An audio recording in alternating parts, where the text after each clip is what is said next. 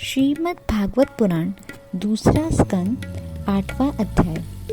राजा परीक्षित ने कहा, भगवान आप देवताओं में श्रेष्ठ हैं। मैं आपसे ये जानना चाहता हूँ कि जब ब्रह्मा जी ने निर्गुण भगवान के गुणों का वर्णन करने के लिए नारद जी को आदेश दिया, तब उन्होंने किन किन को किस रूप में उपदेश किया। एक तो अचिंत्य शक्तियों के आश्रय भगवान की कथाएं ही लोगों का परम मंगलमय करने वाली हैं। दूसरे, देवर्षि नारद का सबको भगवत दर्शन करने का स्वभाव है। अवश्य आप उनकी बातें मुझे सुनाइए। महाभाग्यवान सुखदेव जी, आप मुझे ऐसा उपदेश कीजिए कि मैं अपने आसक्त मन को सर्वदा भगवान श्री कृष्ण के तन में करके अपना शरीर छोड़ सकूं।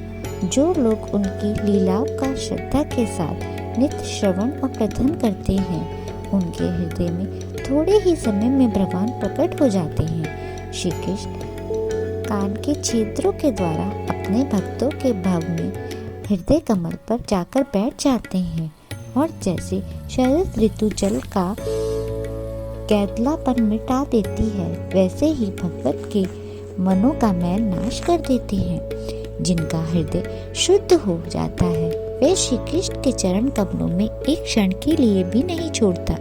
वैसे मार्ग में समस्त क्लेशों से छूटकर घर आया हुआ प्रतीक अपने घर को नहीं छोड़ता।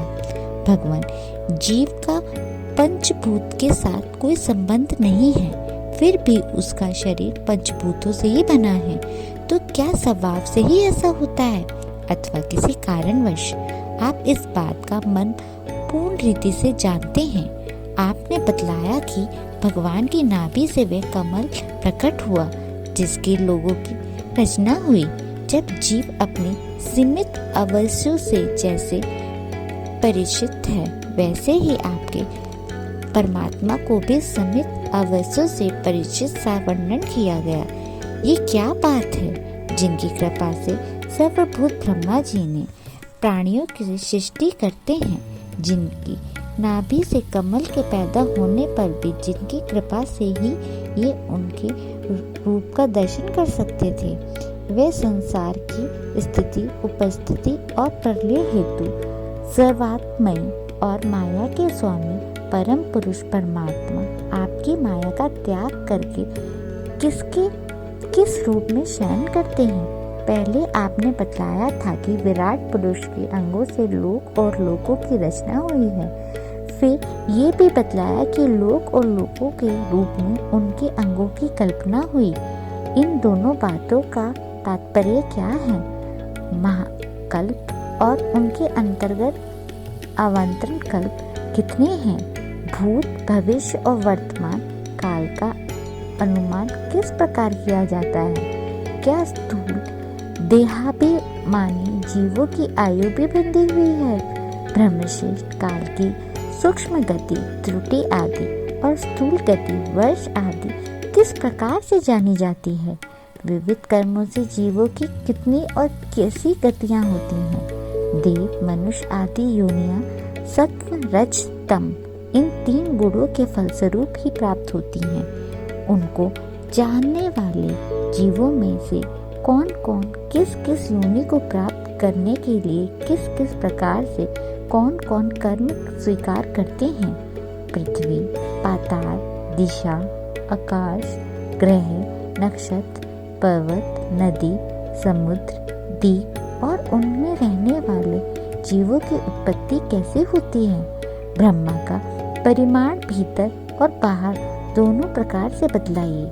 साथ ही महापुरुष के चरित्र, वर्णाश्रम के भेद और उनके धर्म निरूपण कीजिए। युगों के भेद, उनके परिमाण और उनके अलग अलग धर्म तथा भगवान के विभिन्न अवतारों के परम आश्चर्यमय चरित्र भी बतलाइए। मनुष्य के साधारण और विशेष धर्म कौन कौन से हैं? विभिन्न व्यवसाय वाले लोगों का, राशियों के और विपत्ति पड़े हुए लोगों के धर्म का भी उपदेश कीजिए। तत्वों की संख्या कितनी है?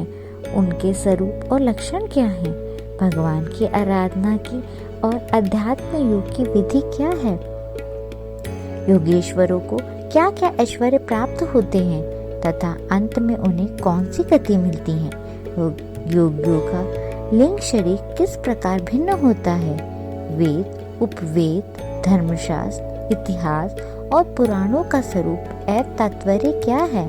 समस्त प्राणियों की उत्पत्ति, स्थिति और प्रलय कैसे होती है? बावली, कुआं, खुदावान आदि समार्थ, यज्ञ, यागादि, वेदित एवं काम्य कर्मियों तथा अर्थ, धर्म, काम के साधनाओं की विधि क्या है? प्रलय के समय जो जीव प्रकृति में लीन रहते हैं उनकी उत्पत्ति कैसे होती है? पाखंड की उत्पत्ति कैसे होती है? आत्मा के बंध मोक्ष का स्वरूप क्या है और वह अपने स्वरूप में किस प्रकार स्थित होता है? भगवान तो परम स्वतंत्र हैं, वे अपनी माया से किस प्रकार क्रीड़ा करते हैं और उसे छोड़कर साक्षी के समान उदासीन कैसे हो जाते हैं? भगवान, मैं ये सब आपसे कुछ पूछ रहा हूँ कि मैं आपकी शरण में हूँ। महामुनि, आप कृपा करके क्रमशः इनकी सारी वर्णना कीजिए। दूसरे लोग तो अपने पूर्व परमात्मा की सुनी सुनाई बातों का ही अनुसरण करते हैं। ब्राह्मण, आप मेरे भूख प्यास की चिंता ना करें। मेरे प्राण कुपित ब्राह्मण के शाप से अतिरिक्त और किसी कारण से नहीं निकल सकते, क्योंकि मैं आपके मुखराबिंद से निकलने वाले भगवान के अमृत में लीला कथन का पान कर रहा हूँ। सूत जी कहते हैं, शौनक आदि ऋषियों, जब राजा परीक्षित ने संतों की सभा में भगवान की लीला कथा सुनने के लिए इस प्रकार प्रार्थना की, तब श्री सुखदेव जी को बड़ी प्रसन्नता हुई। उन्होंने उन्हें वही वेद तुल्य श्रीमद् भागवत महापुराण सुनाया, जो ब्रह्मकल्प के आरंभ में स्वयं भगवान ने ब्रह्मा जी को सुनाया था। पांडुवर वंश शिरोमणि परीक्षित ने उनसे जो जो प्रश्न किए थे वे उन सब का उत्तर क्रमशः देने लगे। इसी के साथ 8वां अध्याय समाप्त हुआ।